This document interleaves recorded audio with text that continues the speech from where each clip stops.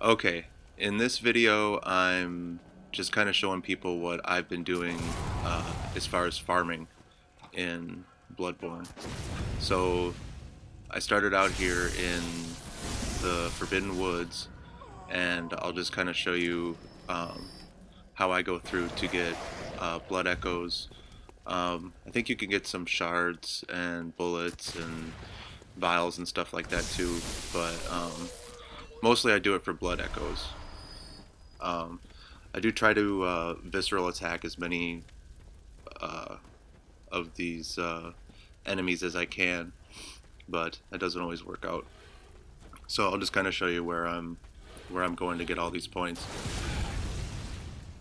So yeah, these guys, they're actually kind of hard to the big wolf looking guy. Um, he's kind of hard to visceral attack sometimes, but usually if you time it right, you can get it. And then these two guys, if I have pebbles, I'll throw them at them, but usually it works to get their attention with a gun.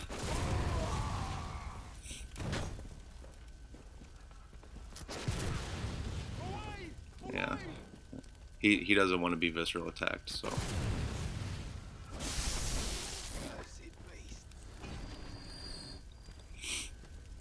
And I'll usually clear out these first two guys right away, just to get them out so that you don't get swarmed later on. And if you get too close down there, they'll hit you with the, I think they're oil urns, and then you touch the fire and it does a lot of damage. I found that if you lure the dogs up, sometimes they'll just run into the fire and kill themselves. Then I'll go back up the hill, go around so you can kind of see them from up top.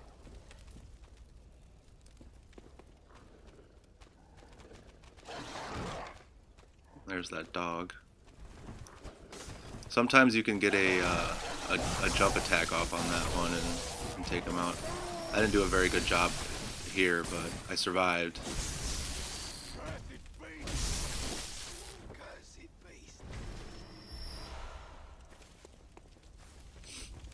And these guys with the shield, they're usually pretty easy to visceral attack, but they're also very slow characters. So the point is to get as many blood echoes as you can. So a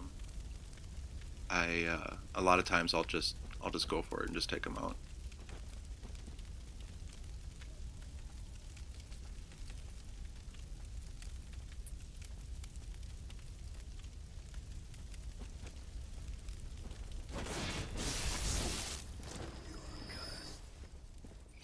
And this is just the kind of the path that I go through. I'm sure there's plenty of other ways, or maybe even other ways we can get more points. But doing it this way, I've think I've gotten up to almost 30,000 blood echoes in, it's probably about 8 minutes, 9 minutes.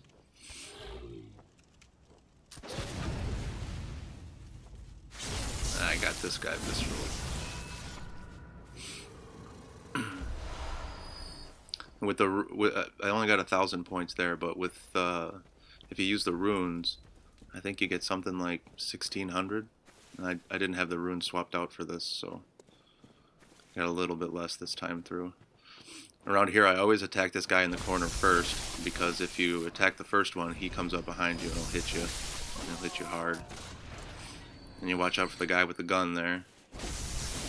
Take him out first. And that guy's always really easy to take out.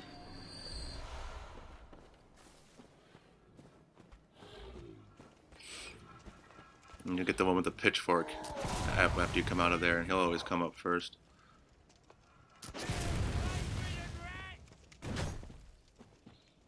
He just doesn't want to be visceral attacked. There we go.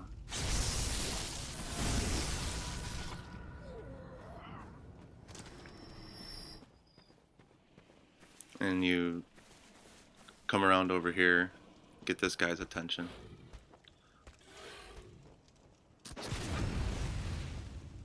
Yeah, they're pretty easy to visceral attack if you just time it right. And these two, I always try to get this guy first without the other one seeing, because he throws Molotovs, and it's, the timing's off. He'll hit you with those right after you're done killing the other one. Ooh, set on fire there.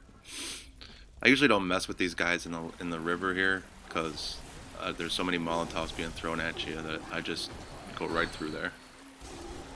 And then this guy up here, if you sneak up and do the sneak attack on him and stun him and visceral him, it's usually pretty easy.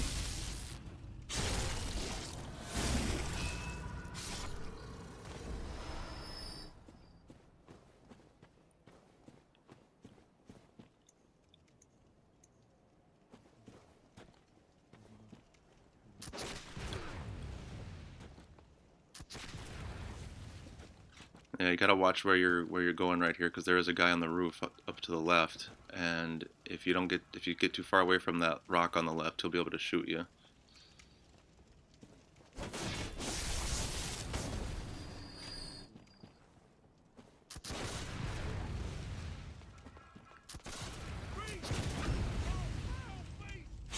Another visceral.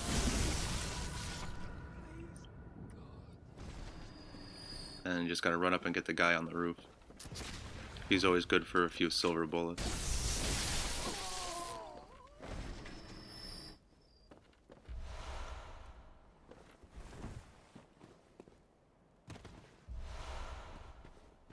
And then right here, you gotta be real careful not to go past this point with those cannons being thrown at you, because if you get anywhere near them, it'll take you out. Half the time it'll take out the other guy too. And run across and get the guy with the gun.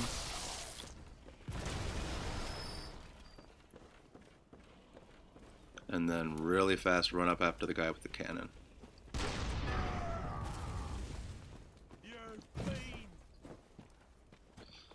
And lock onto him. He'll attack the air around where you were, and then he'll come after you. But he's usually pretty easy to visceral attack too.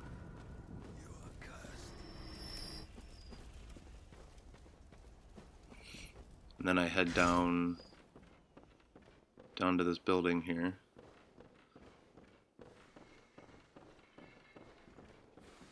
And then I think this is the first time you see one of the guys who turns into a snake-headed monster. I always try to take him out before he changes, because it just gets harder to kill. There is another one of those wolf guys if you go up on the roof, but I usually skip him. And then you come out here, there's one of the guys who's already transformed into a snake, and if you keep your distance, use the axe, usually you can get through it just fine. I think once or twice I did die here, just by getting too close to him. And then back up the little trail here, pull the lever to get the elevator.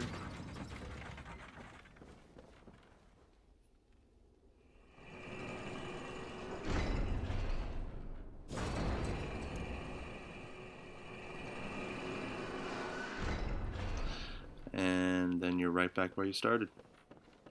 So that's one of the ways that my stats are pretty high right now.